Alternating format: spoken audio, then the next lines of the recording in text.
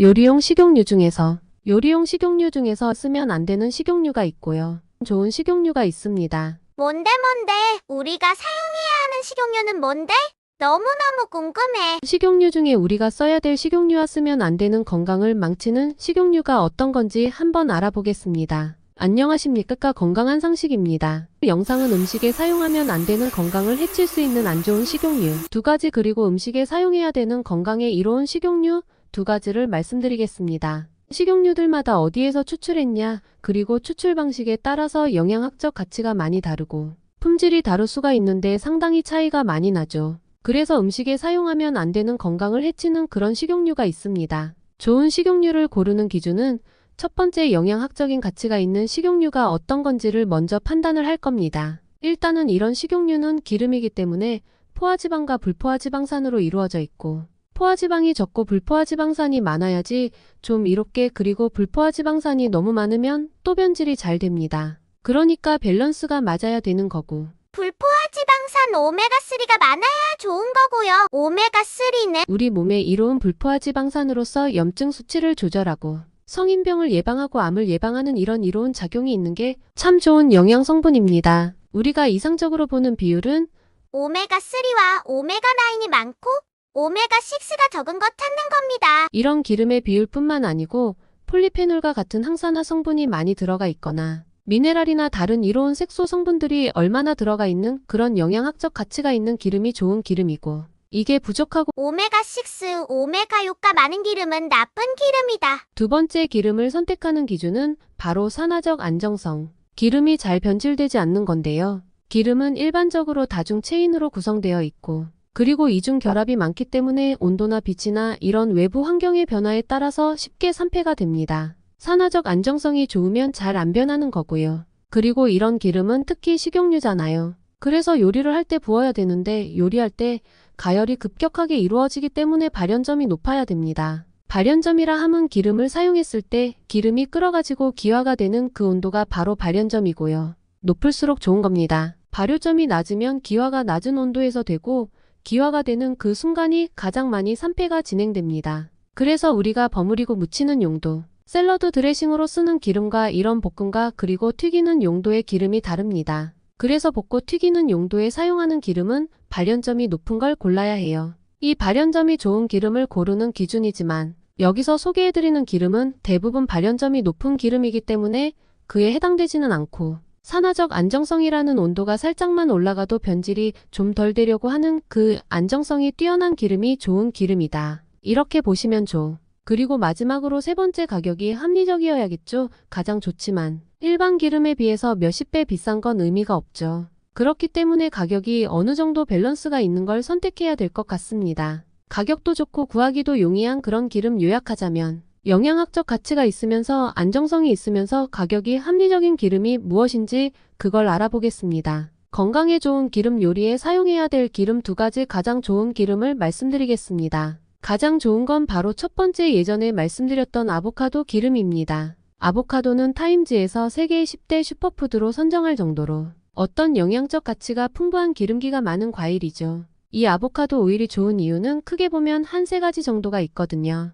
일단 첫 번째는 변질에 대해서 대단히 안정하다는 겁니다. 산패가 잘 안 된다. 산화적 안정성이 대단히 우수합니다. 발연점이 높거든요. 그럼에도 발연점까지 가지 않더라도 발연점까지 가는 이 과정에서도 산화적 안정성이 잘 유지가 되기 때문에 가열이 되면서 발생되는 과산화물이나 알다이나 유리지방산 같은 이런 발암물질, DNA를 손상시키는 이런 산패된 기름이 거의 생성되지가 않는 게 특징이고요. 그리고 발연점이 또 높아요. 엑스트라 버진 등급의 아보카도 오일도 발연점이 24. 튀김으로 사용할 수가 있죠. 튀김이 한 180도, 200도의 온도이기 때문에 그리고 퓨어 등급의 아보카도 오일은 270도가 발연점으로 보통 일반적인 기름에서 가장 높은 추계하고요. 그렇기 때문에 대단히 안정하고 어떤 요리에도 다 사용할 수가 있는 겁니다. 엑스트라 버진 등급으로 영양소가 풍부한 아보카도 오일을 하나 그냥 고르시면 그걸 무치고 샐러드용으로 기 튀김용으로 다 사용해도 된다는 뜻이죠. 그만큼 안정성이 있는 기름이 아보카도 오일이다 이렇게 말씀드리고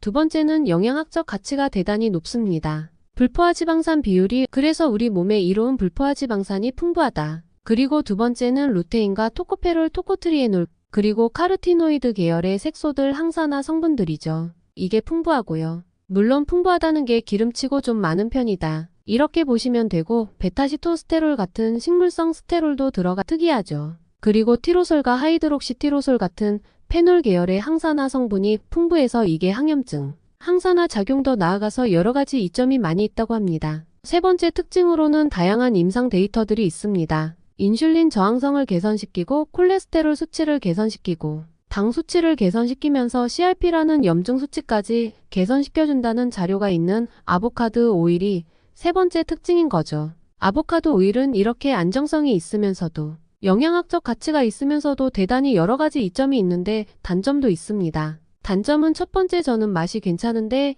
엑스트라 버진 등급의 아보카도 오일은 약간 좀 비린 맛이 좀 있거든요.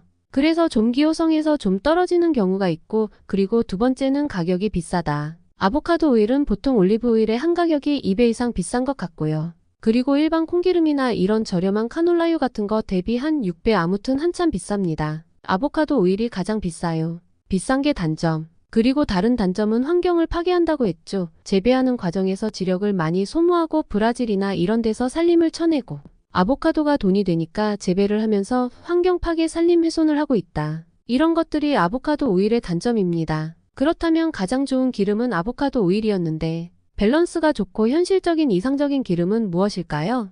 바로 올리브 오일입니다. 올리브 오일은 지중해 식단의 핵심적인 기름이죠. 일단은 향이 대단히 향긋한 약간 파릇파릇한 향이 나는 게 특징인데 기호성도 좋고 범용성도 좋고 영양학적 가치도 충분합니다. 어떤 게 있는지 좀 말씀을 드릴게요. 올리브 오일은 서양 사람들이 가장 사랑하는 기름이기 때문에 임상 데이터가 되게 많은 게 특징인데요. 영양학적 가치가 대단히 높습니다. 포화지방의 비율이 되게 낮고요. 그 다음에 토코페롤과 페놀산 같은 항산화 성분들이 풍부해서 성인병 예방하는 데 도움을 주고, 그리고 항산화 성분 중에서 올리브유에 좀 특징적인 게 하이드록시티로솔과 페놀계 항산화 성분이고요. 이게 항염증, 항산화, 항암 그리고 성인병 예방에 탁월하다고 알려져 있고, 올리브유에 들어가 있는 올레이로핀이라는 성분은 쿠마린 유사체라고 알려져 있는데 항균, 항바이러스로 면역력에도 좋습니다. 이러한 성분을 바탕으로 여러 가지 임상 데이터들이 보고가 돼 있는데요. 심혈관 질환의 위험률을 낮추고 항암작용과 뇌 건강에 좋다고 하고요.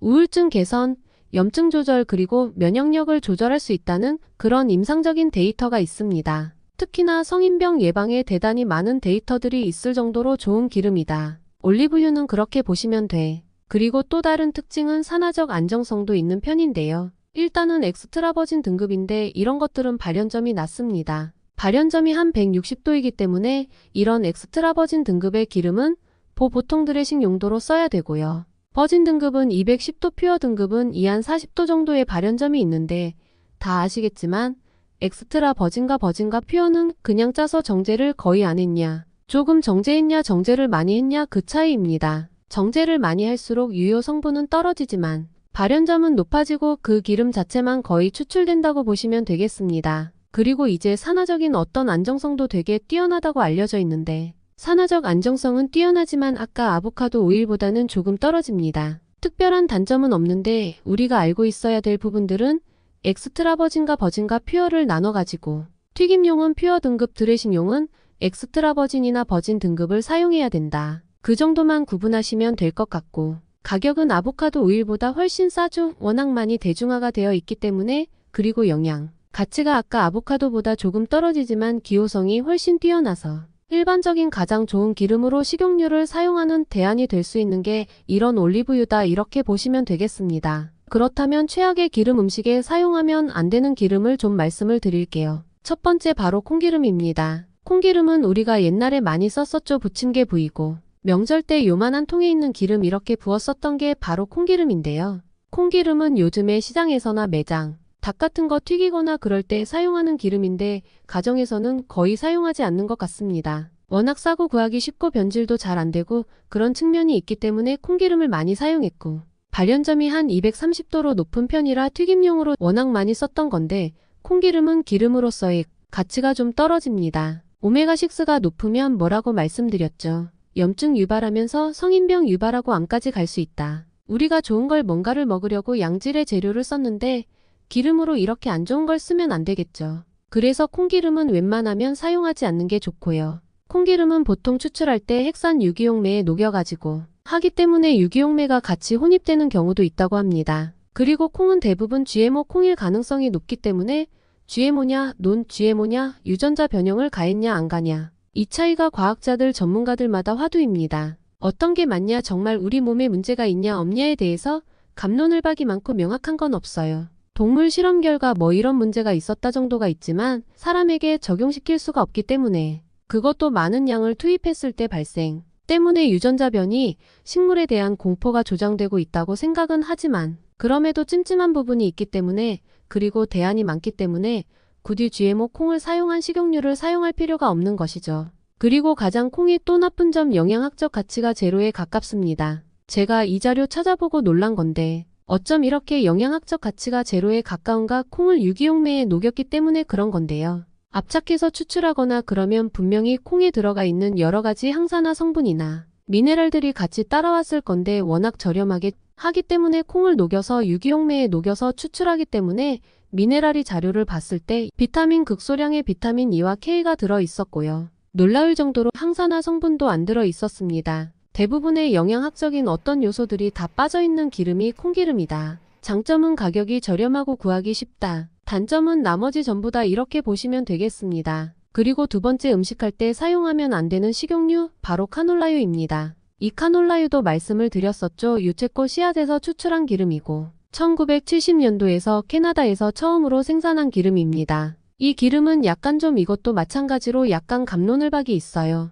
영양학적 가치가 있다 없다, 사용해라 말라 좀 토론이 좀 있는데 저는 사용하면 안 된다는 입장에서 말씀을 좀 드리자면, 콩기름보다는 이미지가 좋고 약간 다른 기름이라는 인식 때문에 많이들 사용하시는 것 같아요. 선물로도 명절 선물용 많이 들어오죠. 그런데 자료를 찾아보면 영양학적 가치가 의외로 높습니다. 생각보다 포화지방산은 거의 안 들어가 있고 대부분 불포화지방산이 한 8.90% 이상인 차지하는데, 불포화지방산이 대단히 높고 그러니까 불포화지방산이 배합이 되어 있고 포화지방산은 적은 기름 그 자체는 괜찮은 기름이다. 이게 카놀라유인데요. 이 카놀라유는 발연점도 한 250도로 대단히 높은 편인데 단점은 산화적 안정성이 떨어집니다. 가장 하위권이라서 쉽게 변질이 되고 발연점은 높더라도 그 보관하는 과정 또는 발연점까지 가열하지 않더라도 낮은 온도에서도 쉽게 변질될 수 있는 그런 산화적 안정성이 떨어지기 때문에 그 과정에서 트랜스 지방도 많이 생성된다는 데이터가 있을 정도로 안정성이 좀 떨어지는 게 카놀라유입니다. 그리고 카놀라유는 캐나다에서 대부분 우리나라에 생산된 게 들어오는데